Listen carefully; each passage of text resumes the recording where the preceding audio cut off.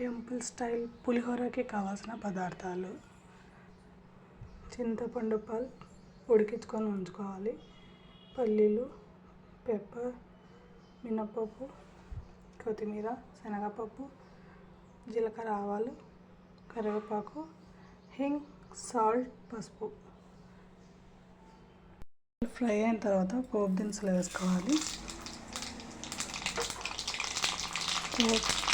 చిటపట కడేలాగా వేసుకోవాలి.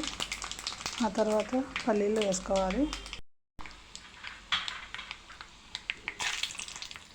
తర్వాత మిరియాలు, hinge, salt and turmeric powder వేసుకోవాలి. ఆ తర్వాత కరివేపాకు వేసుకోవాలి.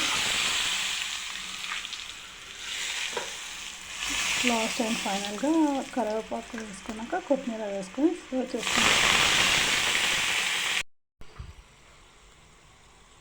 ఇప్పుడు రైస్లోకి ఈ పేస్ట్ యాడ్ చేసుకుంటూ మిక్స్ చేసుకోవాలి. చింతపండు పల్పు ఇలా మిక్స్ చేసుకున్న తర్వాత ఈ పోపు వేసుకొని మిక్స్ చేసుకోవాలి. Temple style pulihora is ready to eat.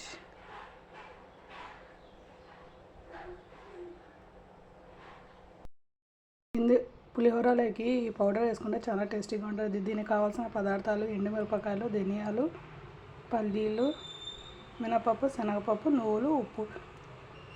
అన్ని దోరగా ఆయిల్లో లైట్గా ఫ్రై చేసుకొని మిక్సీ పట్టుకొని పౌడర్ చేసుకొని పులిహోరలో కలుపుకుంటే చాలా టేస్టీగా ఉంటుంది.